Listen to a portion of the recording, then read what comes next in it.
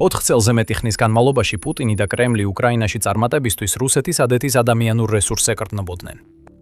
რუსეთი ფიქრობს, რომ ეს ადამიანის წინააღმდეგ ბრძოლა და პუტინს ამ ხორცსაკებში შესაყრელად ჯერ კიდევ უამრავი ცოცხალი ძალა ჰყავს. მაგრამ უკრაინამ ომი თავდახირა დააყენა. ადამიანებს მალე შეიძლება შეუერთდნენ ხელოვნური ინტელექტის ჰუმანოიდი რობოტები, რომლებიც გვამლებიც გვანან და იქცევიან როგორც ჯარისკაცები, მაგრამ არა ადამიანები არიან. რუსეთი აცხადებს, რომ ასეთი რობოტი ჯარისკაცები ომში არ უნდა გამოიყენონ, მაგრამ უკრაინა მათ იღენებს, რადგან პუტინის შეჩერების სხვა გზა არ აქვს. 2026 წლის თებერვალში ამერიკულმა კომპანიამ Foundationმა უკრაინაში გასაოცარი მიწოდება განახორციელა. ეს იყო იარაღი 2 მათგანი, რომელიც სრულიად განსხვავდებოდა იმისგან, რაც უკრაინას ოდესმე გამოუყენებია რუსეთის წინააღმდეგ. Foundationმა დრონები არ გაგზავნა. მან არ გაგზავნა ახალი ტიპის რაკეტა ან დახვეწილი შაშხანა, რომლითაც უკრაინელ ჯარისკაცებს პუტინის მარბიელი ძალების განადგურება შეეძლებოდათ. არა, მიწოდება იყო Phantom Mark I-ის ჰუმანოიდი რობოტების ტყვია, რომელთა ფრონტის ხაზზე გამოსაცდელად გამოყენებაც ორგანიზაციას უკრაინისგან რუსეთის წინააღმდეგ სურს. უკრაინაში ომის ავტომატიზაცია იზრდება. კომპანიის თანადამფუძნებელი მაიკ ლებლანი ამბობს, რომ Phantom Mark I შთამბეჭდავიცაა და შემაშინებელიც. ადამიანს გავს, მაგრამ მთლიანად შავია. ეს რობოტია, რომელიც რობოტივით დადის და მომავალში შეძლებს ადამიანის ჯარისკაცის ყველა ფუნქციას შეასრულოს. ხელოვნური ინტელექტით მომუშავე Phantom Mark I-ს შეუძლია ისწავლოს ყველაფერი, რაც უკრაინის ბრძოლის ველზე ყველამ, ყველაზე ახალწეულიდან ყველაზე სპეციალიზებულ ჯარისკაცამ ვეისწავლა. თუ რობოტი იმუშავებს როგორც კომპანია ფიქრობს, ის შეიძლება იყოს პასუხი დიდ პრობლემაზე, რომელსაც უკრაინა პუტინის შეჭრის შემდეგ ხედავს. ამ საკითხს მოგვიანებით დაუბრუნდებით. წარმოიდგინეთ თავი რუს ჯარისკაცად. როგორც ბევრი ათასობით შენამდე და კიდევ უფრო მეტი ვინც შენს შემდეგ მოვა, შენ მიიღე ბრძანება გაიარო ერთ-ერთ უზარმაზარ 15 მილზე მეტ სასიკვდილო ზონაში, რომელიც უკრაინამ შექმნა. უმეტესობა ცოცხალი ვერ აღწევს, მაგრამ შენ გაქვს გეგმა. შენ გამოიყენებ თვალებს, ყურებს და ყველა საფარს გადარჩენისთვის. ნელა მიდიხარ, ხანდახან საათობით იმალები, სანამ დრონების ბზუილი არ ჩაივლის. ყოველ დღე წინ მიდიხარ, უკრაინის ფრინავის სიკვდილის გამავრცელებლებს იცილებ, სანამ მიზანს არ მიაღწევ. ზადხარ, შეტევა დაიწყო. რამდენიმე შენს ამხანაგთან ერთად რომლებმაც ასევე შეძლეს აქამდე მოსულ. მაშინ ხედავ მას, თავიდან შორსაა, მაგრამ შეუდრეკლად გიახლოვდება. თავშესაფარში შესვლამდე რამდენიმე გასროლას აკეთებ. გახედავ და ხედავ, რომ ისევ მოძრაობს, ახლა უკვე უფრო ახლოს. ის თითქმის ადამიანივით გამოიყურება, მაგრამ რაღაც ისე არ არის. როცა ახლოს მოდის, ხედავ, რომ ახალ ჯარისკაცს მტკიცე, ღამესავით შავი ფოლადის კანი აქვს. მის სახეზე ვერაფერ სხვა დეტალს ვერ ხედავ, გარდა მუქი მინის ვიზორისა, რომელიც ყველა სამეცნიერო ფანტასტიკურ ფილმს გახსენებს, რაც კი ოდესმე გინახავს. შეიძლება ტერმინატორის ცნობილი Kyle Reese-ის სიტყვები გაგახსენდეს, როცა კიდევ რამდენიმე გასროლას აკეთებ, მაგრამ მალე ხვდები, რომ ეს არაფერს ცვლის და ამ არაადამიანურ ურჩხულს ვერ აჩერებს. მასთან ვაჭრობა შეუძლებელია, ვერაფერს აუხსნი. მას არ აქვს არც სიბრალული, არც სინანული, არც შიში და ის არასდროს გაჩერდება, სანამ არ მოკლავს. დიდხანს ლოდინი არ გიწევს, რომ ამ სიტყვების სიმართლე გაიგო. Phantom Mark ერთი შენს წინაშია. და როცა შიშისა და გაოცების შერეული გრძნობებით უყურებ, ვერაფერს აკეთებ, რომ არ მოკლას. ბოლო ამოსუნთქვებით უყურებ, როგორ ნელა მიდის რობოტის შემდეგი სამიზნისკენ, უგრძნობი და შეურყეველი. დამანგრეველი მინიშნება იმ მომავალზე, რომელთან გამკლავებასაც თითქმის სიხარულით უტოვებ პუტინის დანარჩენ მარიონეტებს. დრამატულად ჟღერს, არა? მაგრამ Phantom Mark I-ში უკრაინას აქვს 2 რობოტი, რომლებსაც სამეცნიერო ფანტასტიკის საშინელი სიუჟეტების რეალობად ქცევა შეუძლიათ რუსი ჯარისკაცების მთელი თაობისთვის. ამ შემზარავი ახალი მანქანის მახასიათებლებს UKR Inform ავრცელებს და ისინი გვიყვებიან ისტორიას ახალი ჰუმანოიდური იარაღის შესახებ, რომელიც შექმნილია იმისთვის, რომ მაქსიმალურად რეალურს დაემსგავსოს და ამავე დროს უკრაინას მისცეს უპირატესობები, რომლებსაც რუსი ოკუპანტების წინააღმდეგ გამოიყენებს. Phantom Mark I-ის სიმაღლეა 1.8 მეტრი, 5 ფუტი და 11 ინჩი. წონა კი 80 კიგრა, დაახლოებით 176 ფუნტი. რაც თითქმის სპორტული მონაცემების აღწერას გავს, ამას ამყარებს რობოტის სulis სიჩქარე, რომელიც მილიტანიმ დაასახელა როგორც 1.7 მეტრი წამში, ანუ დაახლოებით 3.8 მილისაათში. ეს ზუსტად საშუალო ჯანმრთელი ადამიანის ნორმა. განსხვავება იწყება იმაში, რასაც ეს რობოტი ატარებს, თუ არ ჩავთვლით მის შავ ფოლადის კანსა და მხედველ ვიზორს.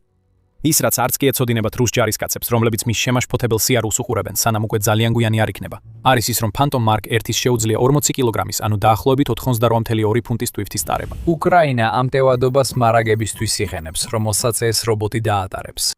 ეს ასევე უფრო დიდ შესაძლებლობებს ქმნის. Phantom Mark I დღეს დაზვერვისა და მარაგების გადაზიდვაში გამოიყენება. ხვალის შეიძლება იყოს მოსიარულე ბომბი ან შეუძრავი ჯარისკაცი, რომელსაც შეუძლია რუსულ პოზიციაზე სროლა, როცა ტყვიები მასზე არ მოქმედებს. Phantom Mark X ხელოვნური ინტელექტით მუშაობს, რაც ტერმინატორთან შედარებას კიდევ უფრო ამყარებს. მიუხედავად იმისა, რომ ბევრი უცნობია ინტეგრირებულ ხელოვნურ ინტელექტზე, ეს აჩვენებს, რომ უკრაინის ჰუმანოიდურ რობოტს ჯარისკაცის მუდმივი კონტროლი აღარ სჭირდება. მოქმედების რადიუსის და ოპერატორის შესაძლებლობების საკითხები შეიძლება საერთოდ აღარ იყოს მნიშვნელოვანი. დაახლოებით ისე როგორც კრემლში პუტინს გადაკვეთის შემთხვევაში ვინმე აღარ რჩება. რადგან ხელოვნურმა ინტელექტმა და Phantom Mark I-მა შესაძლოა მისცეს რობოტს დამოუკიდებლად გადაადგილებისის და ბრძოლის ველზე საკუთარი მიზნების არჩევის შესაძლებლობა. საბოლოო ჯამში ჩვენ უკვე ვნახეთ, რომ უკრაინის ხელოვნური ინტელექტით აღჭურვილი დრონები ანალოგიურ რამეებს აკეთებენ. ისინი ფრენისასაც კი ამოიცნობენ და მიზანში იღებენ ობიექტებს, რაც მათ ბრძოლის ველზე ისეთივე სახიფათოსა და ადაპტირებულს ხდის. Ყოველ შემთხვევაში ეს არის ის პოტენციალი, რასაც უკრაინის ახალი რობოტი გვთავაზობს. ამ ეტაპზე, როგორც უკვე ვთქვით, Phantom Mark I-ს ბევრად უფრო უწყინარი ამოცანებისთვის იყენებენ, ვიდრე რუსი ჯარისკაცების დევნა და განადგურება. ეს რობოტი ჯერ კიდევ ტესტირების საწყის ეტაპზეა და ძირითადად გამოიყენება მარაგების მიწოდებისთვის ან დისტანციური დაზვერვისთვის, რაც მიუთითებს, რომ მისი ვიზორი ბევრად მეტის დანახვის საშუალებას აძლევს, ვიდრე საშუალო ადამიან ჯარისკაცს. და სანამ უკრაინა ამ რობოტს რეალურ პირობებში ცდის, კიდევ უფრო მეტი ტესტირება და დახვეწა მიმდინარეობს მთელ მსოფლიოში.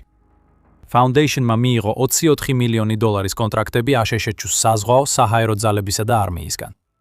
Outlet-ი წერს, რომ Phantom-ი ტესტირდება ქარხნებსა და ნავსადგურებში ატლანტადან სინგაპურამდე და მალე აშშ-ს საზღვაო ქვეითებთანაც გამოცდიან, რომლებიც ამ ახალ რობოტს ასაფეთქებლების დასამონტაჟებლად გაწორთნას აპირებენ, რაც მათ ობიექტების უსაფრთხო გარღვევაში დაეხმარება. ეს შესაძლებლობები და კიდევ ბევრი სხვა ამ რობოტის მომავალში შეიძლება იყოს. და რობოტის ხელოვნური ინტელექტის გამოყენება, რომელიც სავარაუდოდ პროგრამულ კომპონენტსაც მოიცავს, ქმნის შესაძლებლობას, რომ ის შეიძლება შეერთდეს და განახლდეს, ზუსტად ისე, როგორც თითქმის ნებისმიერი კომპიუტერიზებული მოწყობილობა თქვენს სახლში.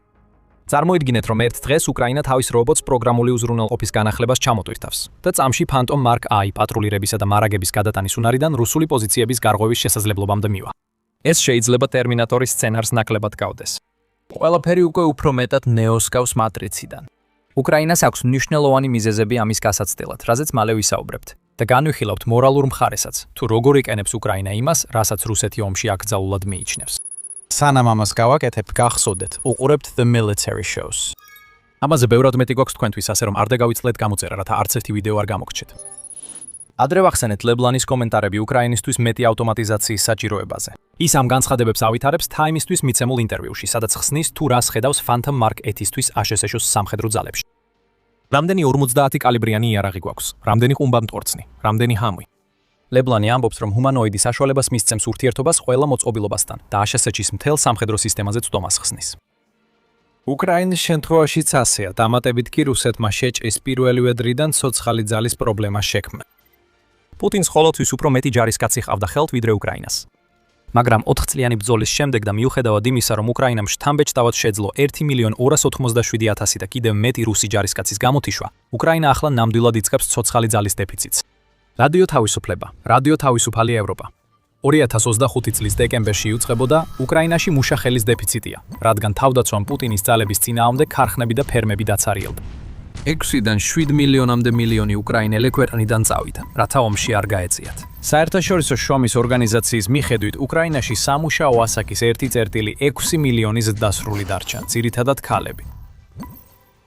რამდენად ზუსტია ეს მონაცემები სადაოა, მაგრამ ეს არ ცვლის ფაქტს, რომ უკრაინამ უნდა იპოვოს გამოსავალი იმ პრობლემის გარშემო, რასაც წარმოადგენს ბრძოლა ქვეყანასთან, რომლის მოსახლეობა დაახლოებით 4-ჯერ მეტია ვიდრე თავად უკრაინის. Kiev Independent-მა 6 იანვარს აღნიშნა, რომ ადამიანური რესურსის ეფექტიანი გამოყენება განსაზღვრავს, ვინ მოიგებს უკრაინის ომში 2026 წლის ბოლოს. რუსეთმა თავისი უპირატესობა უფრო ჭკვიანურად უნდა გამოიყენოს და არა უბრალოდ ხალხი ხორცსაკებში შეყაროს.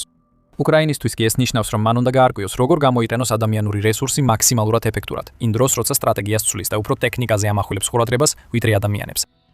აი სწორედ აქ შემოდის თამაში ისეთი იარაღები, როგორიცაა Phantom Mark I. უკრაინას ახლა მხოლოდ 2 ჰუმანოიდი რობოტი ყავს, მაგრამ ისინი იმ მოძრაობის ნაწილია, რომლის მიზანიც უფრო რობოტიზებული უკრაინული არმიის შექმნა, ვიდრე პუტინის შეჭრისას წარმოიდგინათ.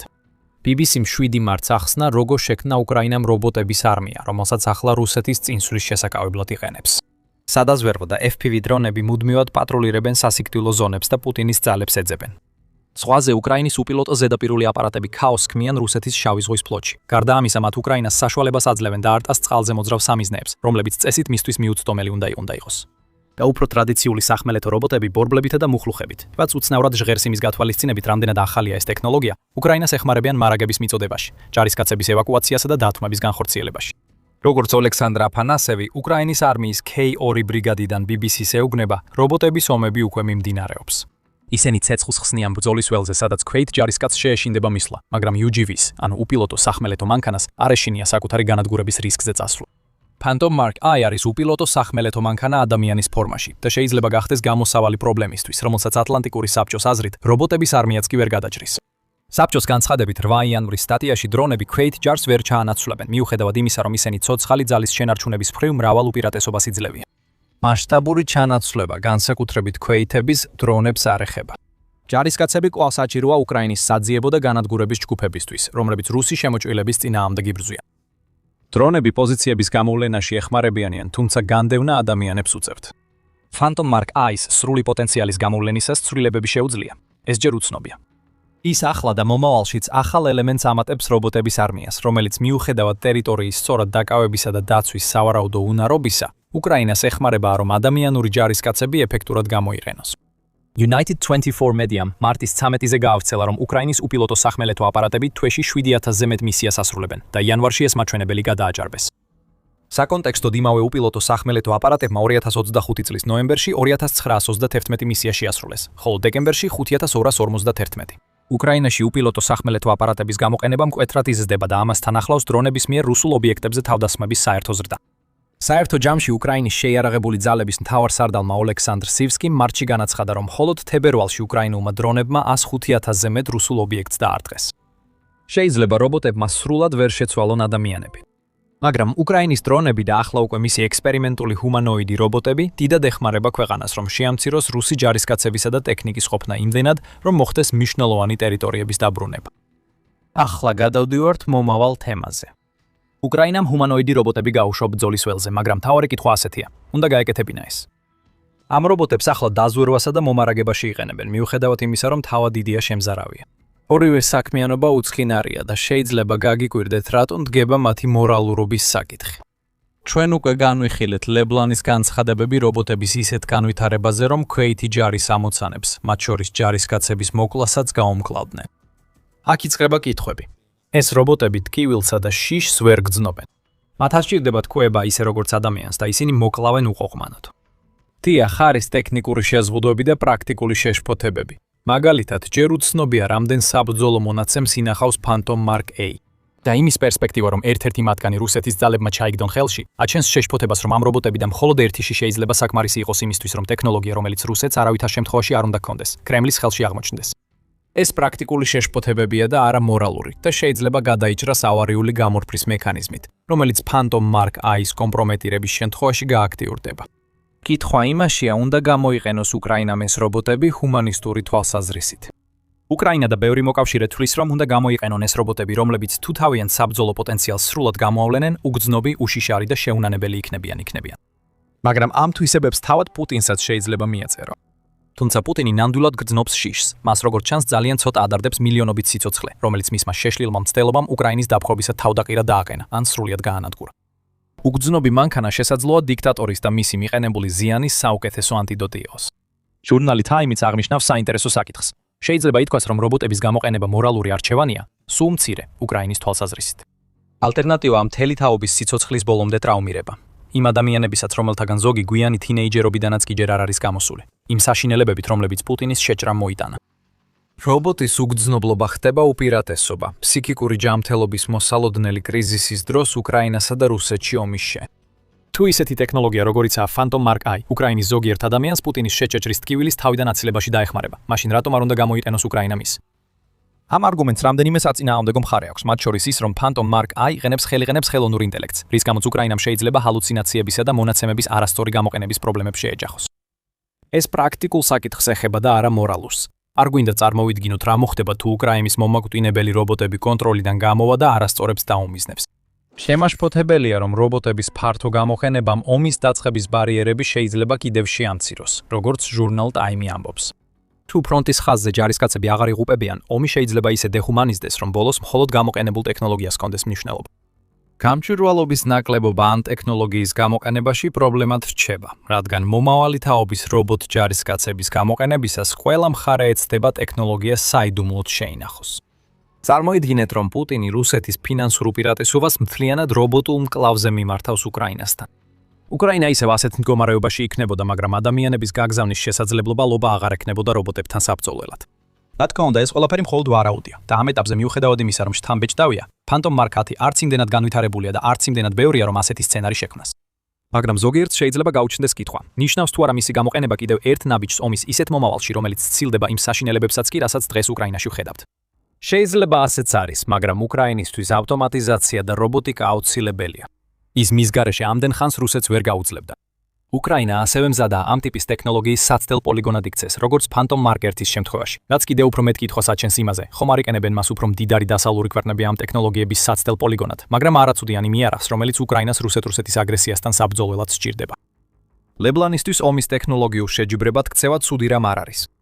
დროიდების ბრძოლები დრონებით ზემოდან და ჰუმანოიდების მიახლოება ეკონომიკურ კონფლიქტად იქცევა, ამბობს ის და ფიქრობს ყველაფერი უკეთესობისკენ მიდის. რამდენიც არ უნდა ვილაპარაკოთ ეთიკაზე, ეს არ ცვლის ადგილზე მიმდინარე ვითარებას. Phantom Mark 1 მოდა უკრაინაშია. ეს ომის ისტორიაში პირველი ასეთი შემთხვევა, რადგან სულად ავტომატიზებული ომისკენ ნელისვა გრძელდება. შესაძლოა Phantom Mark 1-მა უკრაინას კიდევ უფრო დააჩქაროს გამარჯვებისკენ მიმავალი გზა, რომელიც უფრო და უფრო რეალური ხდება, რადგან მისი დრონები რუსეთს ანადგურებს. რუსეთის საბრძოლო ველის ქსელში კრიტიკული სისუსტეებია, რომლებსაც უკრაინა ახლა იყენებს. და ვიდეოში ვხსნით, რა სისუსტეებია ეს და როგორ იყენებს მათ უკრაინა. უყურეთ ამ ვიდეოს შემდეგ თუ გსურთ მეტი გაიგოთ და არ დაგავიწყდეთ გამოიწეროთ The Military Show, რომ არ გამოგჩეთ ჩვენი რეპორტაჟები უკრაინის საბრძოლო ველზე უახლესი ტექნოლოგიური ინოვაციების შესახებ. და როგორც ყოველთვის, მადლობა ყურებისთვის.